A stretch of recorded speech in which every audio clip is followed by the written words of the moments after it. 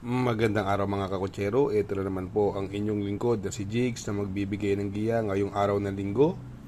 Meron po tayong 9 well balanced races, no? At ang start time po natin ay alas 2 ng hapon. Ulitin ko po, itong aking giya ay purely review and analysis ko lamang at walang halong information. Simulan na po natin. Race number 1. Dito po magsisimula ang first winner take all, no? Rating based handicap system class 5, 17 to 41 split.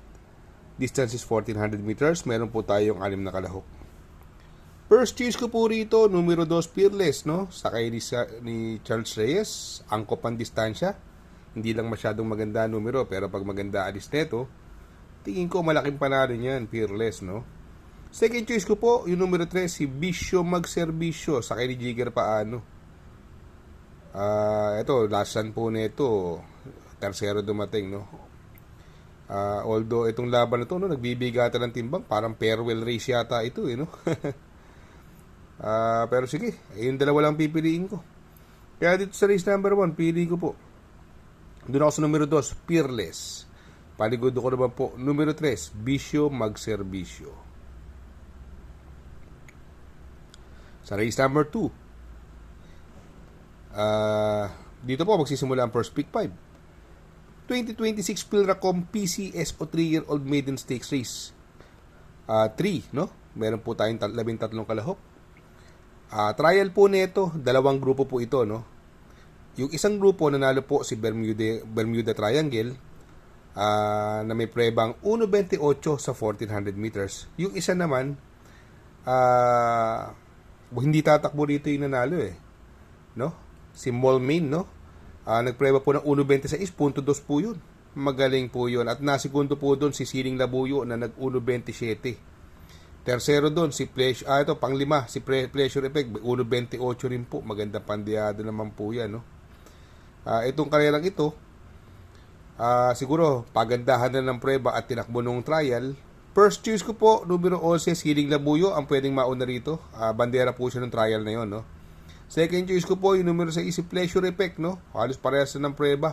Silang dalawa nung nanalo sa kabila ni Bermuda Triangle. Kaya dito sa race number 2, pili ko po. Doon ako sa numero 11, Siling Labuyo. Panigundo ko naman po, numero 6, Pleasure Effect. Sa race number 3, dito po magsisimula ang second winner take all, no? Rating based handicap system class 5, 17 to 41 split. Distance is another 1400 meters. Meron po tayong 6 na kalahok.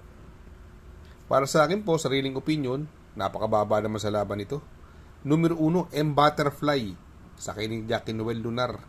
Itong si M Butterfly, no? May 1.13 sarado yan sa 1200 meters. At meron po yung 1.26 media sa 1400 meters sa kabilang karerahan, no?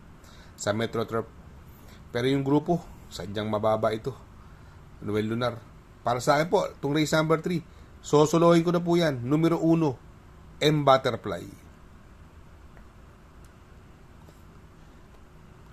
Sa race number 4, dito po magsisimula ang pick 6. Rating based handicap system class 4, 42 to 56 split.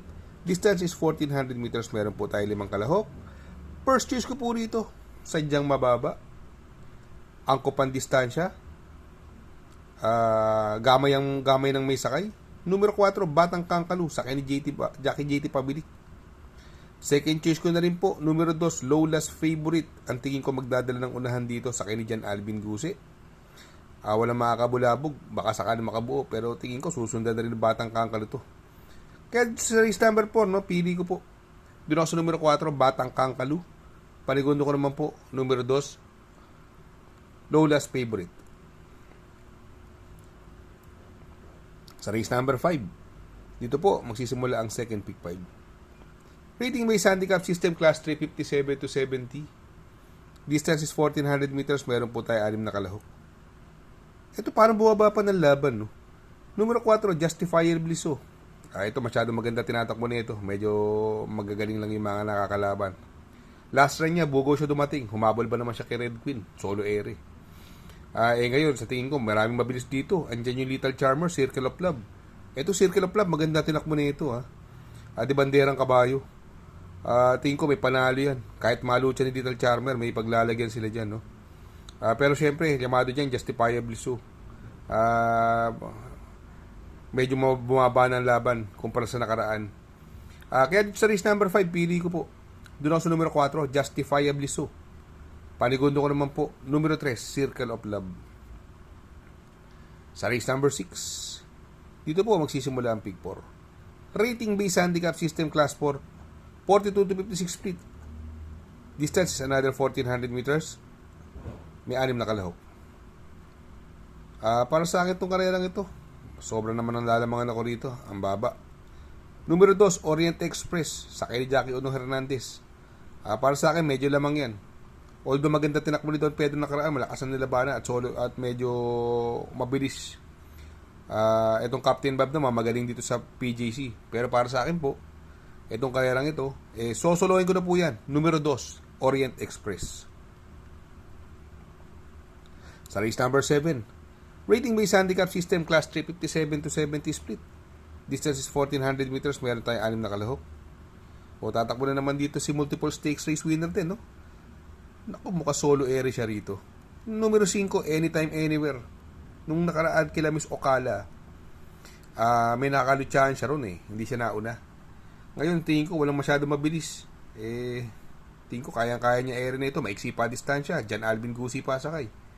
Para sa akin po, to race number 7, sosolohin ko na rin po yan. Numero 5, Anytime Anywhere.